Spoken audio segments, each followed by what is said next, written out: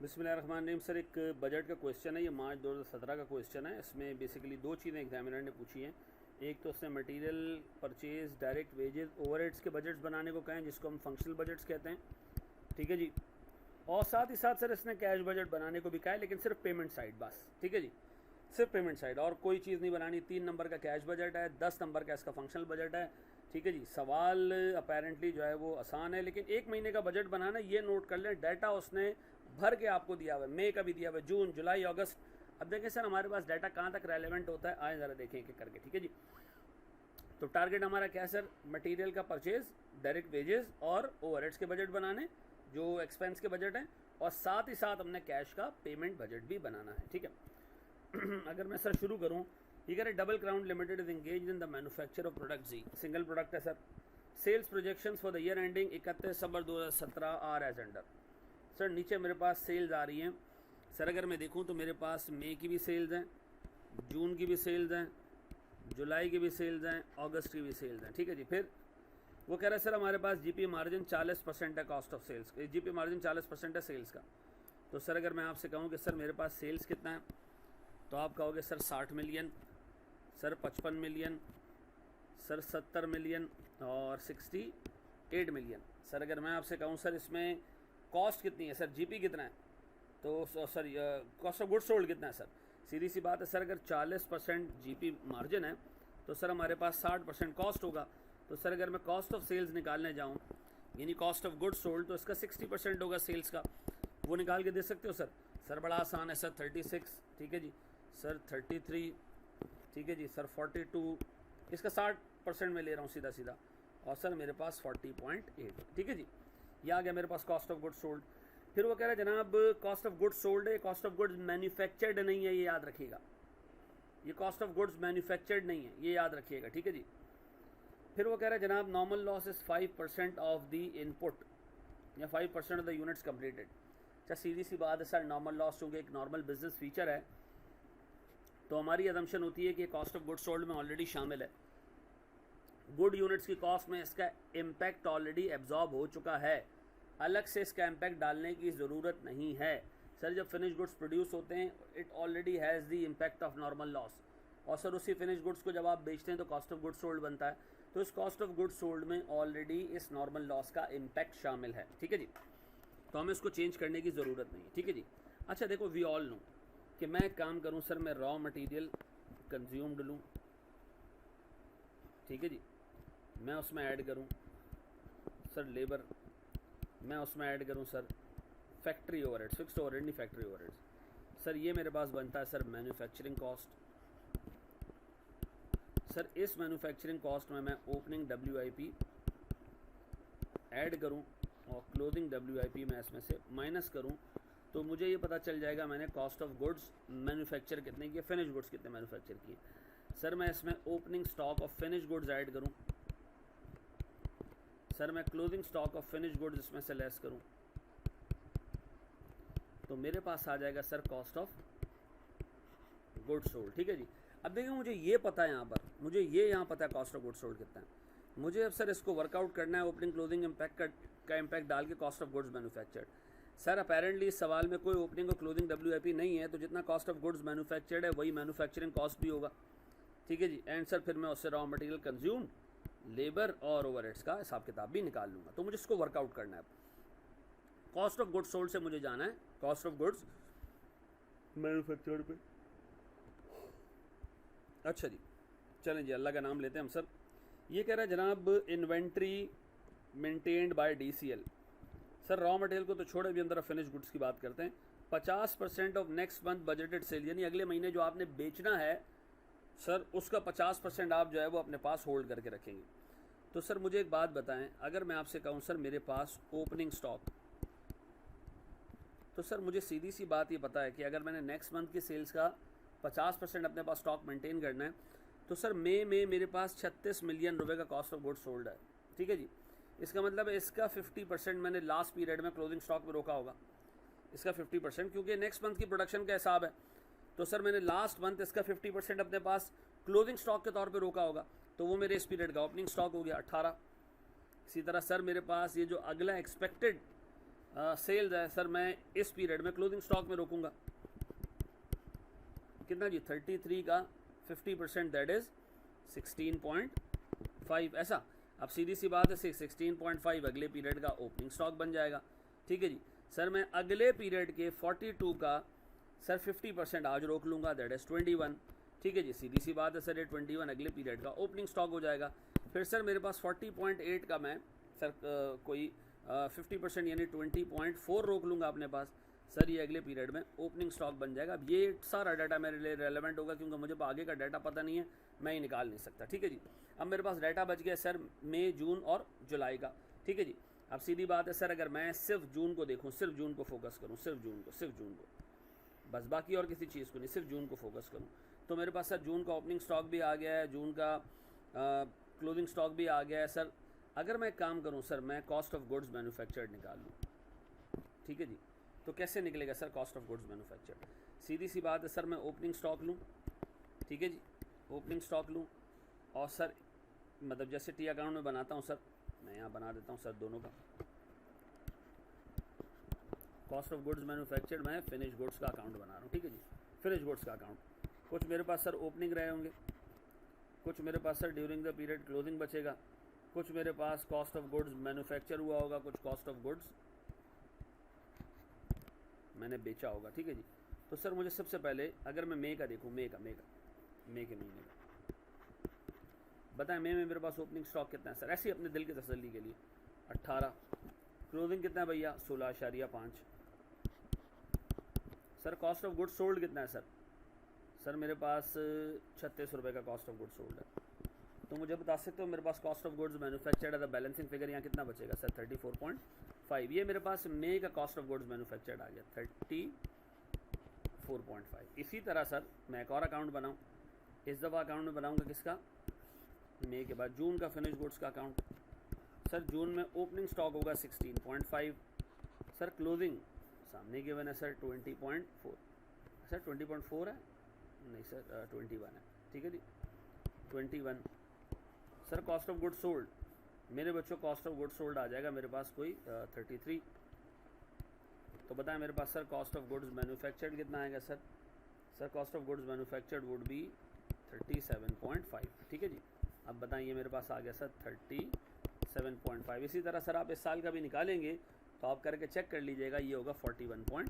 ठीक है जी, मैं नहीं कर रहा, आप इसको खुद वर्कआउट कर लीजिएगा। ठीक है, ये आ जाएगा 41.4, कॉस्ट ऑफ गुड्स मैन्युफैक्चर्ड आ गया।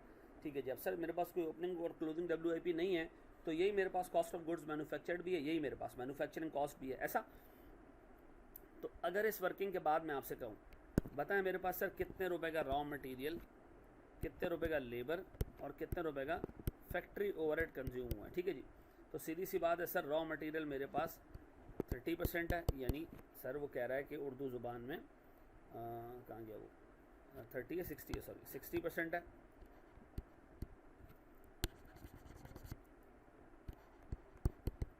सर ये तो 6 लिखा हुआ है बेटा, 6 + 3 + 1 ही हो गया 10, और 6/10 would be 60%, sir 3/10 would be 30%, 1/10 would be 10%। तो सर अगर मैं इन 34.5, 37.5 और 41.4 के एक्सपेंसेस निकालने जाऊं तो सर मेरे पास जो रॉ मटेरियल कंज्यूम हुआ वो हुआ 20.7, दैट इज सर 34.5 का 60%, फिर सर 10.35 और सर मेरे पास 3.45 डन। इसी तरह सर मेरे पास 22.5, 11.25 और 3.75। इसी तरह सर मेरे पास 24.84, इसी तरह मेरे पास सर 12.42 और इसी तरह मेरे पास सर 4.14। ये मेरे पास raw material consume, labour consume और फैक्ट्री ओवरहेड की फिगर्स आ गई हैं तीनों महीनों की। डन।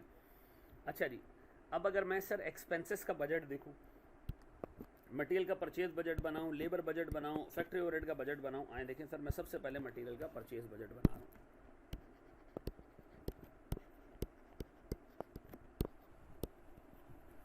और ये मैं बना रहा हूँ जून के लिए। ठीक है जी, सर मुझे एक बात बताएं, फॉर मैन्युफैक्चरिंग मुझे रॉ मटेरियल कितना चाहिए फॉर मैन्युफैक्चरिंग, यूनिट्स में तो डाटा है नहीं। सर मुझे रॉ मटेरियल कंज्यूम करना है 22.5 इस साल, ऐसा है, मुझे रॉ मटेरियल कंज्यूम करना है 22.5। ठीक है, ये मैंने लिख दिया जनाब 22.5। ठीक है, अब मैं कह रहा हूँ मेरे पास कुछ ओपनिंग स्टॉक पड़ा हुआ है जो मेरे काम आएगा। अच्छा ओपनिंग स्टॉक है कितना सर? सर स्टॉक के लिए हमें पॉलिसी देखनी पड़ेगी। वो कह रहा है अगले महीने की कंजम्पशन, अगले महीने की कंजम्पशन, अगले महीने की कंजम्पशन आपका स्टॉक होगा क्लोजिंग स्टॉक। तो बताएं सर मेरे पास लास्ट मंथ कंजम्पशन हुए 20.7 की, ठीक है जी, लास्ट मंथ कंजम्पशन हुए 20.7 की, अगले महीने एक्सपेक्टेड कंजम्पशन है 22.5 की। तो सीधी सी बात है सर मेरे पास ये पूरा सर ओपनिंग स्टॉक में पड़ा हुआ होगा 22.5, क्योंकि मैंने पिछले महीने ही एंटिसिपेट किया होगा कि अगले महीने की कंजम्पशन कितनी मैंने स्टॉक में रख लिया होगा। अब बताएं सर मेरे पास क्लोजिंग स्टॉक जो मैं एंटिसिपेट कर रहा हूँ अगले महीने की कंजम्पशन को, वो मैं अपने पास रख लूँगा सर 24.84। अब बताएं सर अगर मैं इनको नेट करूँ तो इफेक्टिवली मेरे पास परचेजेस सर 24.84 ही है। सर ये मेरे पास मटेरियल की परचेज का हिसाब किताब आ गया, डन है। अच्छा जी, इसी तरह ये मेरे पास सवाल की पहली रिक्वायरमेंट थी। सर सवाल की दूसरी रिक्वायरमेंट क्या है? Labour budget. ऐसा है सर, अब देखें लेबर बजट में सीधा सीधा एक्सपेंस दिया हुआ है। लेबर का तो कोई ओपनिंग और क्लोजिंग स्टॉक नहीं होता ना, उसका तो एक्सपेंस सीधा सीधा दिया हुआ है, दैट इज़ 11.25। इसको कुछ बनाने की ज़रूरत ही नहीं है।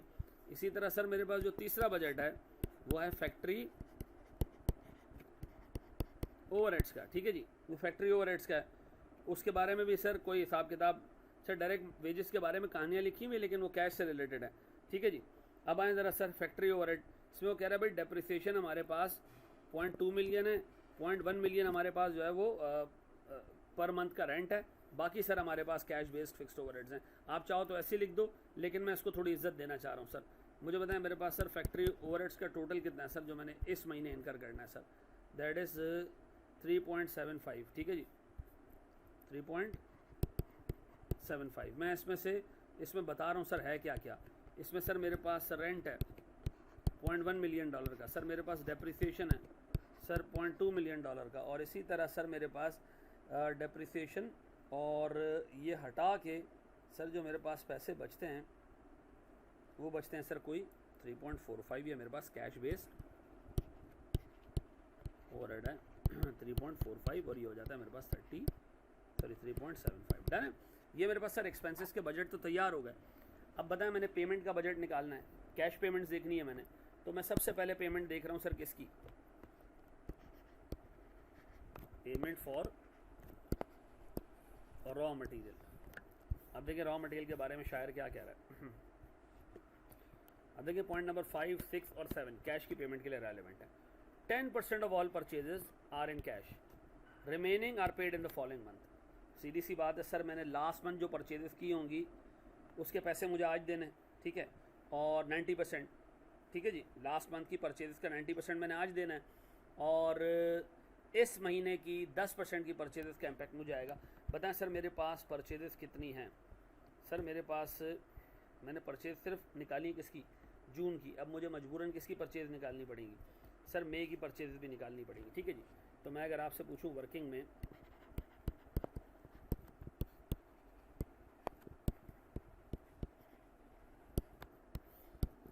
मई की परचेज, सर मेरे पास कंजम्पशन कितनी है मई में? सर कंजम्पशन है 20.7 की। सर यही मेरे पास ओपनिंग स्टॉक भी रहा होगा क्योंकि मैंने लास्ट पीरियड से एंटिसिपेट किया होगा। बताएं सर मेरे पास क्लोजिंग स्टॉक अगले पीरियड की एक्सपेक्टेड कंजम्पशन विच इज़ 22.5, ये नेट हो जाता है तो सर 22.5 बचता है। ऐसा ये मेरे पास परचेजेज हैं मई की। अब बताएं सर मेरे पास मई की परचेजेज हैं कितने की, 22.5। सर मेरे पास जून की परचेजेज हैं कितने की, 24.84। अब बताएं मैंने सर जो पेमेंट करनी है जून में, पेमेंट वो मैंने करनी है सर मई का 90% और मैंने जून का 10% पे करना है, ठीक है जी। तो सर अगर मैं मई का 90% देखूं प्यारा भाई हमारे पास कितना आते, मई का 90% इज 20.25 और सर जून का 10% वुड बी 2.484। सर अगर मैं इसको नेट करूं तो मेरे पास ऐड अप करूं दिस वुड बी 22.73। ऐसा sir I sure this is 20, हाँ ठीक है 73, ठीक है ये कर लोगे दोस्त। ये मेरे पास पेमेंट आ गई, cash paid for raw material in June. इसी तरह सर अगर मैं दूसरा हिसाब किताब देखूं, ये वीडियो आप पॉज कर करके देखना ताकि आप सुकून से इसको समझ सको। सर लेबर, अब बताएं लेबर में है क्या सर, उर्दू ज़ुबान में लेबर में क्या क्या रहा है। वो कह रहा है भैया लेबर में direct workers direct wages include a contribution of 5% of direct wages towards canteen expenses, ठीक है जी। An equal amount is deducted from employee salary, ठीक है जी। Direct wages are paid on the last day of each month, यानी उसी महीने पे हो जाती हैं। Both contribution are paid to the contractor following months. अब इसका मतलब क्या है सर, सुने मिसाल दे रहा हूँ सर, मिसाल दे रहा हूँ लेबर पे मैं एक छोटी सी एग्जांपल देता हूँ सर, ठीक है। मिसाल के तौर पर फॉर एग्जांपल आपने एक लेबर को ना सर 100 रुपये दिए, ठीक है जी। इसने कहा सर इसमें है क्या क्या, इस 100 रुपये में क्या क्या है। मैंने कहा बेटा इस 100 रुपये में बहुत कुछ है। इस 100 रुपये में एक तुम्हारी वेज है जो तुम्हें जेब में हमने देनी है, ठीक है जी। एक तुम्हारे कैंटीन के पैसे हैं, एक हमारी कंट्रीब्यूशन है फॉर कैंटीन। ये तीनों चीज़ें मिला के 100 रुपये बनना है। अच्छा वो है कितना सर, भाई 5% आपकी सैलरी से कटेगा, 5% मैं अपनी जेब से ऐड करूँगा, ठीक है जी। अब सुनना ज़रा, अब इसका मतलब ये है कि सर एम्प्लॉई को जो मैंने 100 रुपये पे किए हैं, अगर मैं अपनी कंट्रीब्यूशन ना रखता तो ये 100% होता। कंट्रीब्यूशन रखने की वजह से कितना हो गया, मैंने अपनी जेब से भी सर इसके लिए पैसे पे किए, ठीक है जी। तो 105 मतलब ये 100 रुपये इफेक्टिवली 105%, ठीक है जी। सर इसकी 100% वेजेस थी, 5% इसकी सैलरी में से काटा, 5% अपनी जेब से ऐड किया, तो सर इस इफेक्टिवली ये 100 रुपये इज रिप्रेजेंटिंग 105%। ऐसा सर आप एक काम करें ना, आप 105 की वैल्यू ले लें, 105 की वैल्यू ले लें सर, इससे आसान हो जाएगा सर। यानी मैं आपको कहूँ कि सर मैं आपको कहूँ कि एम्प्लॉय ये लो बेटा 90 रुपीज़ ये तुम्हारी जेब में आ गए, ठीक है जी। ये तुम्हारे कैंटीन के पैसे मैं काट रहा हूँ आपकी जेब से, ठीक है जी। 95 रुपीज़ में तुम्हें दे रहा हूँ, 5 रुपये तुम्हारी कैंटीन के पैसे काट रहा हूँ, ये 100 रुपये तुम्हारी वेजेज हो गई। अच्छा 5 रुपये मैं कंट्रीब्यूट कर रहा हूँ कैंटीन में अपनी तरफ से ताकि आप सब्सिडाइज रेट पर खाना खा सको, 10 वाली चीज़ आपको 5 में मिले। अब बताओ मैंने अपने एम्प्लॉय को कितने की वेजेस पी की, 105 रुपये की, 105 रुपये की। सर इसमें से इस 105 रुपये में से सर इसकी इफेक्टिव सैलरी कितनी है 100, 5 रुपये मैंने अपनी तरफ से इसलिए कंट्रीब्यूट किया कि एम्प्लॉय के सैलरी से भी मैं पैसा काट के कैंटीन में जमा कराऊंगा। तो इफेक्टिवली सर एम्प्लॉय की सैलरी 105 रुपये, जिसमें से 5 रुपये हमने देने सर 10 रुपये हमने देने कैंटीन में नेक्स्ट मंथ, और सर हमने 95 रुपीज़ उठा के दे देने एम्प्लॉय को, ठीक है जी। 95 रुपीज़ एम्प्लॉय को उसी मंथ में देने, उसी मंथ में। तो इसका मतलब है सर मैंने जो पैसे पे किए होंगे जून में एम्प्लॉय को पे किए होंगे, जून के पैसे एम्प्लॉय को पे किए होंगे, ठीक है जी। और मई के पैसे मैंने कैंटीन वाले को दिए होंगे, कैंटीन वाले को मैं नेक्स्ट मंथ पे करता हूँ। तो सर जून में मैंने पिछले महीने के पैसे पे किए होंगे। अच्छा मुझे बताओ कि सर मेरे पास जो जून का एक्सपेंस है वो कितना है, जून का एक्सपेंस सर जून का एक्सपेंस मेरे पास आ रहा है 11.25, ठीक है जी। और मेरे पास सर मई का एक्सपेंस है 10.35, नीचे ले जाएं दोनों को, 10.35 और 11.25 सर 10.35 और 11.25। अब आएँ ज़रा सर मैं आपसे कहता हूँ इस 11.25 को जो कि रिप्रेजेंट कर रहा है 105% में डिवाइड कर रहा हूँ 105% से, मल्टीप्लाई कर रहा हूँ 95% से, ताकि मुझे ये पता चल जाए कि जून के महीने में एम्प्लॉय को कितने पैसे पे हुए हैं। सर अगर आप इसको इस तरह लेके चलो कि 11.25 को सर आप डिवाइड करो 105% से और मल्टीप्लाई करो 95% से, तो ये आपको जवाब देगा सर 10.18 रुपीज़ ये जा रहे हैं सर टू एम्प्लॉय। अच्छा फिर मेरे पास सर जो लास्ट मंथ के पैसे आ रहे हैं 11.35, इसको भी मैं डिवाइड कर रहा हूँ 105% से, लेकिन इसको 10% से मल्टीप्लाई करूँ क्योंकि मैंने कैंटीन वाले को देने 10 रुपये, ठीक है जी। अब बताएं मेरे पास सर अगर कैंटीन वाले को मैं 10 रुपये दूँ, हेलो, तो सर ये मेरे पास 10% अगर मैं लूँ तो ये मेरे पास बनता है जनाब कोई 0.99 रुपीज़, ठीक है जी। तो सर मैंने इस दफ़ा लेबर के लिए जो पे किया होगा जून के महीने के 95% उसको दिए होंगे, और पिछले महीने के सर मैंने 10% उठा के कैंटीन वाले को दिए होंगे, दैट इज़ 11.16। डन हो गया। अब बताएं 2 पेमेंट्स मेरे पास आ चुकी हैं, मैं तीसरी पेमेंट देखने जा रहा हूँ, and this is about labour, ठीक है, this is about overheads.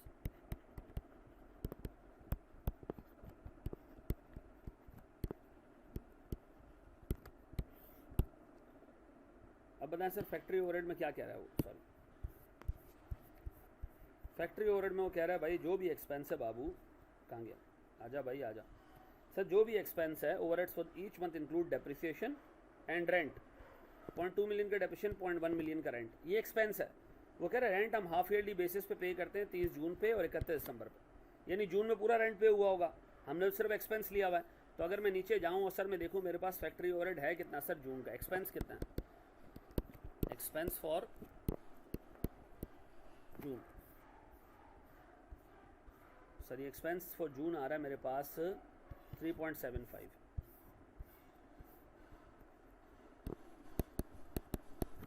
Sir इसमें से मैं लेस कर रहा हूँ क्या चीज़, डेप्रिसिएशन नॉन कैश आइटम 0.2 का, और इसमें सर मैं रेंट एक्सपेंस लेस कर रहा हूँ सर 0.1 का, और इसकी जगह मैं ऐड कर रहा हूँ रेंट पेड, कितने का जी, 0.6 का, और ये हो जाता है सर मेरे पास 4.15। तो सर अगर मैं कैश बजट बनाऊँ, कैश पेमेंट बजट, तो सर मैंने 3 चीज़ों के लिए पैसे पे किए हैं इस दफ़ा। रॉ मटेरियल के लिए मैंने पैसे पे किए, मैंने सर लेबर के लिए पैसे पे किए, और मैंने फैक्ट्री ओवरहेड के लिए पैसे पे किए। कितने कितने जनाब, सर मैंने 22.73 इसके लिए पे किए मटीरियल के लिए, 11.16 मैंने इसके लिए पे किए, 4.15 मैंने इसके लिए पे किए, और सर अगर मैं इन तीनों को ऐड करूं सर तो मेरे पास ये बनता है 37.95। आई होप आपको ये समझ में आ गया, ठीक है जी। ये सारा क्वेश्चन आप देख लीजिएगा एक दफ़ा फिर, जज़ाकल्लाह।